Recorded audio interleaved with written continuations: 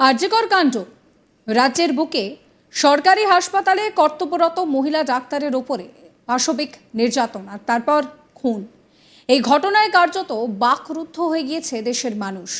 সমাজের সর্বস্তর থেকে দাবি উঠছে যে অভয়ার খুনের বিচার চাই, দোষীর চরম শাস্তি চাই। আর এই গোটা ঘটনায় একমাত্র ধৃত মূল অভিযুক্ত কলকাতা পুলিশের সিভিক ভলান্টিয়ার সঞ্জয় রায় এখন জেল হেফাজতে রয়েছেন। ঘটনার 24 ঘন্টার মধ্যে কলকাতা পুলিশ সঞ্জয়কে গ্রেফতার করেছিল। এরপর হাইকোর্টের নির্দেশে সিবিআই তদন্ত শুরু করলে সঞ্জয়কে নিজেদের হেফাজতে নেয় কেন্দ্রীয় তদন্তকারী সংস্থা। যদিও বর্তমানে সিবিআই হেফাজত থেকে জেল হেফাজতে রয়েছে সঞ্জয়, আর সেখানে জেলে থাকাকালীন নাকি প্রতিদিন নিত্য নতুন ডিমান্ড বাড়ছে সঞ্জয়ের। সূত্রের খবর, জেলের রক্ষীদের কাছে রাতের খাবার অর্থাৎ রুটি সবজির বদলে চাউমিন খেতে চেয়েছে সে। ভাবুন একবার পরিস্থিতি। কলকাতার বুকে অন্যতম জঘন্য ও শিউরে ওঠার মতো খুনের ঘটনার অভিযুক্ত সে কিনা জেলের কয়েদিদের মতো নির্দিষ্ট খাবার খেতে চাইছে না, তার নাকি লাগবে চাউমিন সালাদ। জানা গিয়েছে এক কারারক্ষীকে নাকি সঞ্জয় জিজ্ঞাসা করেন যে আজ রাতে খাবারে কি আছে, উত্তর আসে রুটি সবজি। আর এই উত্তর শুনেই সঞ্জয় রীতিমতন ক্ষোভ ব্যক্ত করে। তার দাবি রাতে তাকে এক চাউমিন খেতে দেওয়া হোক। যদিও সঞ্জয়ের আবেদন ধোপে টেকেনি। অন্য সব বন্দীদের যে খাবার দেওয়া হয় সেই খাবারই খেতে হবে সঞ্জয়কে। জেল সূত্রে খবর, কারারক্ষী যখন রাতের খাবার হিসেবে সঞ্জয়ের কাছে রুটি সবজি পৌঁছে দেয় তখন নাকি রীতিমতো রাগ দেখায় সঞ্জয়। যদিও পুলিশের ধমক খেয়ে পরে বাধ্য ছেলের মতো রুটি সবজি সে খেয়ে নেয়। সূত্রের খবর, সিবিআই হেফাজতের থেকে যখন জেল হেফাজত হয় সঞ্জয়ের, তখন জেলে ঢুকেই কারারক্ষীদের হাত জোর করে আর্জি জানিয়েছিল অভিযুক্ত সঞ্জয়, তাকে যেন শান্তিতে ঘুমোতে দেওয়া হয়।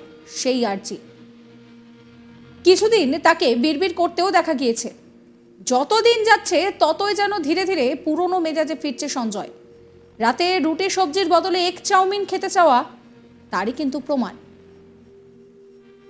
সঞ্জয়কে যখন সিবিআই এখানে ছিল তখন আমরা যেটা সিবিআই সূত্রে খবর পেয়েছিলাম যে সে বেশ কিছু খাবার দাবার চেয়েছিল বা বেশ কিছু খাবার দাবার খেতে চাইতো। পাশাপাশি জেলের ক্ষেত্রে যেটা তুমি বললে একদমই, যে সে তার মুখের টেস্ট বদল করতে চাইছে বা জেলের যে খাবারটা সে পাচ্ছে সেই খাবারে এখন তার রুচি থাকছে না, সে পাশাপাশি অন্য কিছু খাবার খেতে চাইছে। একজন ব্যক্তি যে এরকম একটি নারকীয় ঘটনার সঙ্গে যুক্ত, তার কিন্তু কোনো রকম কোনো অনুশোচনা সেভাবে কিন্তু দেখা যাচ্ছে না বললেই বলা যেতেই পারে। কারণ সে তার খাবারের টেস্ট এই মুহূর্তে বদল করতে চাইছে, যেখানে তার যে বিরুদ্ধে যে অভিযোগ সেই অভিযোগ প্রায় প্রমাণিত হয়েই গেছে। কারণ ডিএনএ টেস্টের রিপোর্ট, সেই রিপোর্ট যেদিন সামনে আসবে এবং সেই রিপোর্ট যেটা আমরা সূত্র মারফত পাচ্ছি, সেই সূত্রের সঙ্গে সামনে আসা যে রিপোর্ট যদি এক হয় তাহলে কিন্তু এই সঞ্জয় রায় সেই কিন্তু মূল অভিযুক্ত এবং সেই অভিযোগ প্রমাণ হয়ে যাবে। এবং সেই রকম একটা পরিস্থিতি, সেই পরিস্থিতিতে দাঁড়িয়ে কিন্তু এই সঞ্জয় রায় যে অভিযুক্ত সে তার খাবারের টেস্ট বদল করতে চাইছে। ফলে এরকম একটা ভাবা যেতেই পারে যে তার মধ্যে অনুশোচনা কিন্তু কোথাও নেই। সে কিন্তু এই যে ঘটনা তার জন্য এতটুকু অনুতপ্ত নয়, সে বরঞ্চ তার নিজের ব্যক্তিগত যে স্বচ্ছন্দ সেই বিষয়ে অনেকটা বেশি ভাবছে। এরকম একটা নারকীয় ঘটনা, যে ঘটনার সঙ্গে সে যুক্ত এবং সে যে যুক্ত ছিল সেটা অস্বীকার করার কোনো জায়গা নেই, কারণ সিসিটিভি ফুটেজ সেটা সেখানে দেখা যাচ্ছে সে সেই নারকীয় ঘটনার সঙ্গে যুক্ত ছিল। ফলে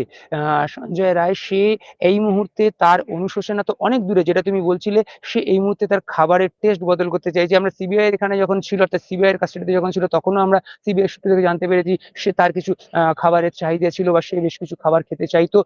নিয়মিত সিবিআই যেটা এনে দিত সেটা সঙ্গে পাশাপাশি তারও কিছু চাহিদা থাকতো, যেটা জেলের ক্ষেত্রে আমরা দেখতে পাচ্ছি। ফলে এই যে একটা বিকৃত মানসিকতার জিনিস বা ঘটনা সে করেছিল, বা তার পাশাপাশি তার এখন যে পরিস্থিতি, সেখানে তার বিন্দুমাত্র অনুশোচনা নেই, সে তার টেস্ট বদল করতে চাওয়া, এর থেকে কিন্তু এটা বলা যেতেই পারে যে এই সঞ্জয় রায় তার মধ্যে কিন্তু এতটুকু অনুতাপ নেই। কারণ এই যে ডিএনএ রিপোর্ট, আমি আবারও বলছি, এই ডিএনএ যে রিপোর্ট, সেই রিপোর্ট যদি বাস্তব হয়, যেটা আমরা সূত্র মারফত পাচ্ছি যে তার সাথে মিলে গেছে, সেটা যদি বাস্তবে সত্যি হয় এবং সিবিআই যে রিপোর্টটা আদালতের সামনে দেবে আর যেটা আমরা সূত্র মারফত পাচ্ছি, দুটো যদি একই হয়ে যায়, তাহলে কিন্তু এটা প্রমাণিত হয়ে যায় যে সঞ্জয় রায় সেই ঘটনার সঙ্গে যুক্ত। ফলে একজন ব্যক্তি যে এরকম একটা নারকীয় ঘটনার সঙ্গে যুক্ত, যার বিরুদ্ধে এরকম একাধিক অভিযোগ রয়েছে, সেই রকম একজন ব্যক্তি সে এই মুহূর্তে তার টেস্ট বদল করতে চাইছে। এর থেকে কিন্তু তার যে মানসিকতা সেটা কিন্তু প্রকাশ পাচ্ছে এবং তার মধ্যে যে এতটুকু অনুশোচনা বা সে যে অনুতপ্ত নয়, সেটাও কিন্তু